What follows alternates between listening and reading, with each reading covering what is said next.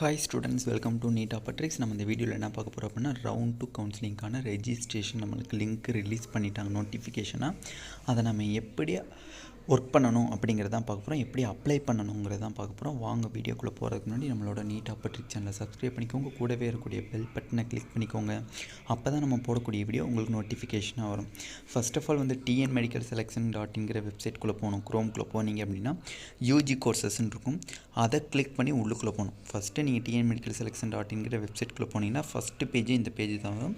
இதில் யூஜி கோர்சஸ்ன்னு இருக்கும், அதை கிளிக் பண்ணிங்க அப்படின்னா இந்த பேஜ் உங்களுக்கு ஓப்பன் ஆகும். MBBS ஆர் BDS கோர்சஸை கிளிக் பண்ணிங்க அப்படின்னா உங்களுக்கு நோட்டிஃபிகேஷன் ஸ்க்ரோல் ஆகிட்டே இருக்கும். அந்த நோட்டிஃபிகேஷனில் உங்களுக்கு 92.5% quota, 7.5% quota, management quota and NRI கோட்டாக்கான நோட்டிஃபிகேஷன் ஸ்க்ரோல் ஆகிட்டு இருக்கும். அதில் பாருங்கள், இங்கே இருக்கிறது வந்து கவர்மெண்ட் கோட்டா, இங்கே இருக்கிறது 7.5, இங்கே இருக்கிறது மேனேஜ்மெண்ட், இங்கே இருக்கிறது NRI கோட்டாக்கான link registration and choice filling link. இப்போ நீங்கள் வந்து 92.5% வரீங்கன்னா அதை கிளிக் பண்ணி உள்ளுக்குள்ளே போகணும். இல்லை 7.5% வேணால் இந்த லிங்கை கிளிக் பண்ணி உள்ளுக்குள்ளே போகணும். மேனேஜ்மெண்ட்டில் வரீங்கன்னா இந்த லிங்கை கிளிக் பண்ணி போகணும். NRI கோட்டாவில் வரீங்கன்னா இந்த லிங்கை கிளிக் பண்ணி போகணும். போனதுக்கப்புறம் நெக்ஸ்ட் பேஜ் எப்படி வரும் அப்படின்னு பார்த்தீங்கன்னா இந்த மாதிரி பேஜ் வரும். இதில் MBBS BDS கோர்சஸ் கவர்மெண்ட் கோட்டாக்கு நம்ம ஓப்பன் பண்ணியிருக்கோம். அதில் ESIC, self financing, CMC 20%, ward of IRT quota எல்லாமே இருக்குது.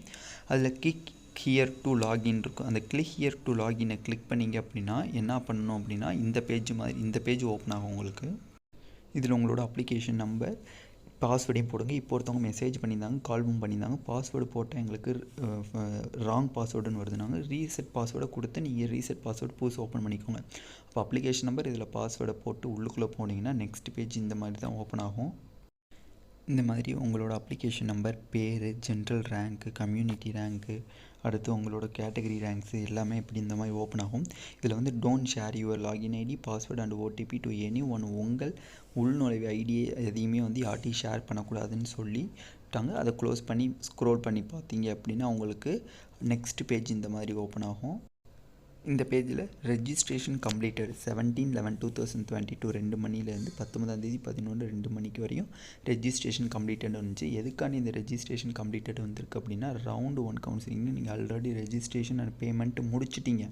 அதனால உங்களுக்கு இங்கே ரெஜிஸ்ட்ரேஷன் கம்ப்ளீட்டட்னு சொல்லி டிக் வந்துருச்சு. இனிமேல் நீங்கள் எப்போ சாய்ஸ் ஃபில் பண்ணணும்னா 20/11/2022 20ஆம் காலையில் 10 மணிலேருந்து 22ஆம் சாயந்தரம் 5 மணி வரையும் உங்களுக்கு choice filling and choice locking open ஆகும். ஓகேவா?